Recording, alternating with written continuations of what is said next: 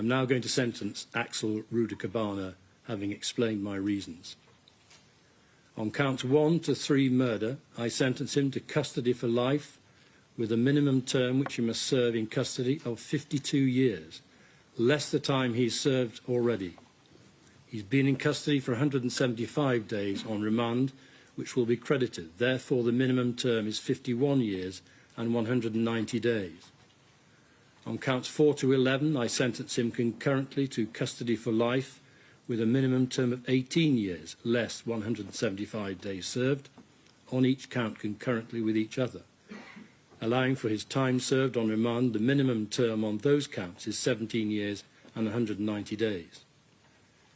On counts 12 and 13, I sentence him concurrently to custody for life with a minimum term of 16 years, less his time served on remand, on each count concurrently with each other, leading to a minimum term on those counts of 15 years and 190 days.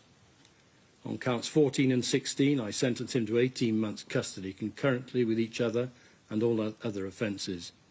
He will pay the appropriate amount under he will pay the appropriate amount under 18 statutory charge, which will be entered on the court record.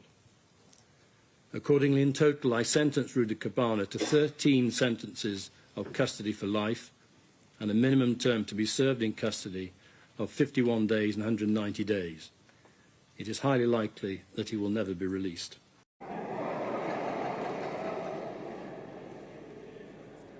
Then when I read it, I rang the new IGP. He said, please, this is not your problem.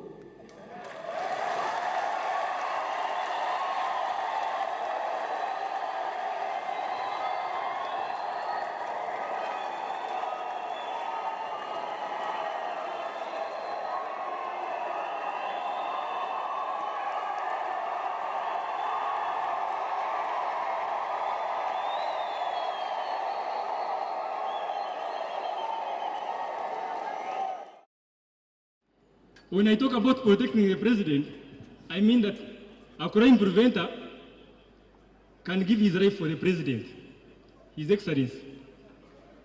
We are in a position to protect our president. We are ready. I don't want to be misquoted by the media, but we can kill for the president.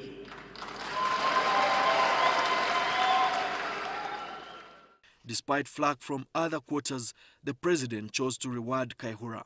On March 14, 2018, the president wrote to the Speaker of Parliament nominating him to serve another term as IGP till 2020. However, I am very happy what the police is doing. You are helping us to mobilize the people here.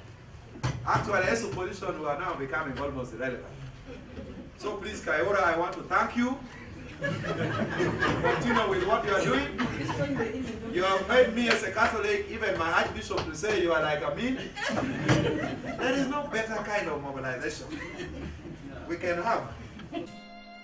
And he is the one who trained, together with people like Paul Kagame, in Tanzania, together with our liberation fighters.